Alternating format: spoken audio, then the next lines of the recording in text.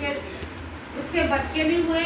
अब उसको जिठानी को जहाँ भी जाए, काफी टाइम हो गया ना, दुरानी के 2 बच्चे हो गए, जिठानी के 1 भी नहीं हुआ, तो फिर उसको जिठानी को बांझ करके बोलने लगी। जहाँ भी जिसके यहाँ भी बोलते थे, उनके घर वालों के जिसके घर जाती थी उनके दिमाग में ये चलता था कि भाई इसके तो बच्चे नहीं, तो बांझ है, अब बांझ से कौन बात करे। तो इस तरीके से सब बोलने लगे, उसको बांझ करके बोलने लगे।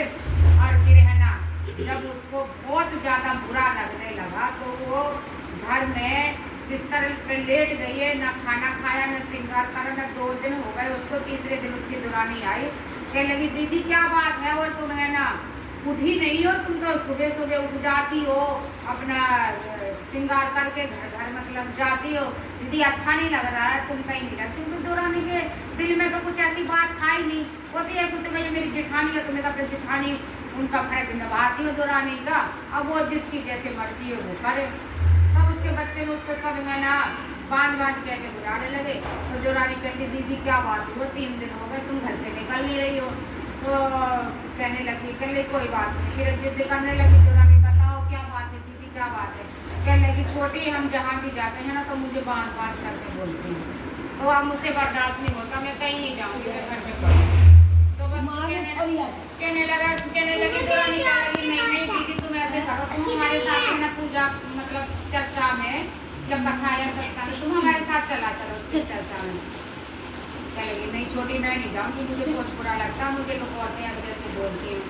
तो फिर भी ना दुरानी खूब मना करके फिर अपने साथ उसको ले जाने लगी चर्चा में, कीर्तन भजन जहाँ भी जाती थी अपनी जेठानी को साथ में लेके जाती थी। और ऐसे करके फिर उसने जो दुरानी समझदार थी उसने सबको लेडीज को बोला कि भाई हमारी दीदी के लिए आप गुरु जी से वो मांगिए कि हमारी दीदी के बच्चा हो जाए, सब प्रार्थना करिए गुरु जी से, दया मांगिए। अब जहाँ भी चर्चा हो रही थी तो सारे जितने भी गुरु बहना बैठे हुए थे सब ने अपनी जेठानी के लिए दया मांगी है। तो दया मांगी तो महादेव ने दया कर दी। थोड़े दिन बाद हमें पता चला कि बच्चा पेट में बच्चा है। तो फिर 3 महीने बाद उनका बच्चा ठहर गया। करते 4-5-6 महीने होगा, फिर थोड़ा कम कर दिया जाना, तो जाती रही है कम जाती रही है कि भाई जाती नहीं थी, कभी दर्द होता कभी कुछ होता, जो भी परेशानी कम जाती थी। बस फिर ना होने का टाइम हो गया, कहीं चलो बच्चा होने वाला बच्चा, तो बाबा महादेव ने उसको लड़की दी। बहन भाई छोटी दुरानी की थे, एक लड़की जेठानी पे हो गई है। अब लड़की हो गई है मतलब 3 साल की हो गई, लड़की 3 साल की हो गई है। फिर चर्चा में लड़की को लेके जाने लड़की को बहुत सारा गहना पहना कर तैयार करके लेके जाती थी। पहले के लोगों के पास तो बहुत ये करते, आज तो महंगाई इतनी हो गई है कि ना तो कोई देता है 10 बार सोचता है लेने के लिए, तो बस ना बहुत ज़्यादा पहन करके जाती थी वो। अब 3 साल की हो गई तो सारी गुरु बहना ने बोला है कि तुम्हारी बेटी 3 साल की हो गई, अब तुम इसकी चर्चा करवा लो। तो फिर कहने लगे चलो ठीक है, हम घर पे सलाह बताएंगे, तो फिर हम फिर चर्चा करवाएंगे। तो वो घर में उन्होंने बोला कि चलो ठीक है 3 साल की बेटी हो गई है, चर्चा भी करा लेते, मुंडन भी करा लेते, दोनों काम एक साथ हो जाएंगे। ठीक है, पहले मुंडन करा देंगे और शाम के टाइम चर्चा हो जाएगी। तो बस तैयारी हो गई है पूरी। तो दोनों भाइयों में खूब बनती थी, तुरंत जेठानी में खूब बनती थी, दुरानी बहुत सही थी।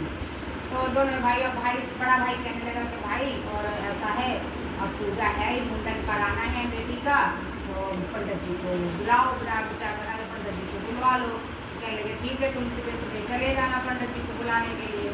तो सूरज उगते ही ना पंडित जी को बुलाने चले गए और बस उधर से पढ़ना लड़की को अपनी तैयार करके तो पीछे अपने पिताजी के पीछे चली गई।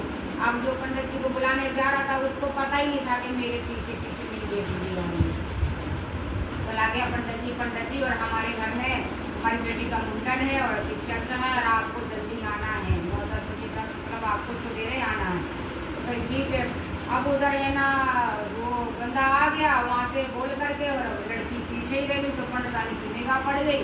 तो पंडितानी ने सोचा कोई छोटी सी बच्ची ने तो बहुत पहन रखा है कान में, पहले हथनी बहुत कुछ पहना के रखते थे ना बच्चों को, पकड़ लिया कि भाई उसके दिल में लालच आ गया तो भाई इसका है ना जेवर वेवर निकाल लेते हैं, कुछ बहुत सोने का जेवर पहन रखा है। फिर है ना वो कहने लगे कि पकड़ लिया और वो निकल गया आदमी, उसको पता ही नहीं कि मेरी बेटी भी मेरे पीछे है।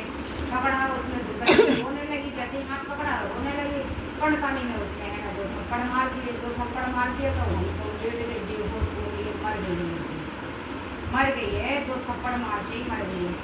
तो बस अब तो है ना पंडित आ गए, आपके बच्चे को घबराने लगी, पंडित को बुलाया तो देखो और ये तो है ना मुझे थप्पड़ मारा और ये मर गई है। अब पंडित जी कहने लगे कि भाई तुमने इसको क्यों मारा, क्यों इसका सामान उतारा? कहने लगे मेरे मन में लालच आ गया, मैंने इसका उतार लिया, इसने मोटे मोटे इसने गले में पैर रखा, हाथ में पैर रखा, मैंने उतारने की सोची, उतारा भी नहीं है, पहले ही रो पड़ी है बच्ची और मैंने इसको एक थप्पड़ मारा धीरे से तो ये तो गिर गई है, मर गई है लड़की।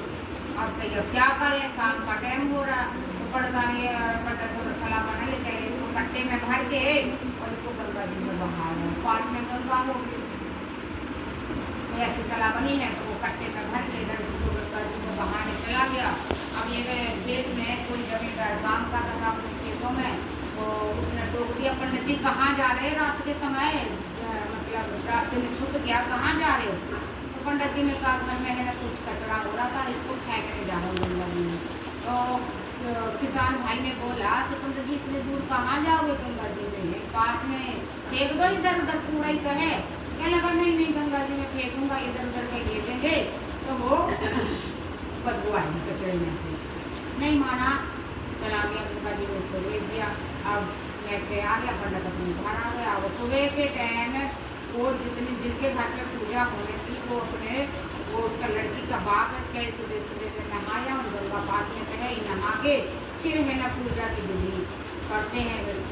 तो नहाने गया तो जैसे डुबकी ले वैसे वो कट्टा है ना जिसमें बच्ची को बांध रखा था, जैसे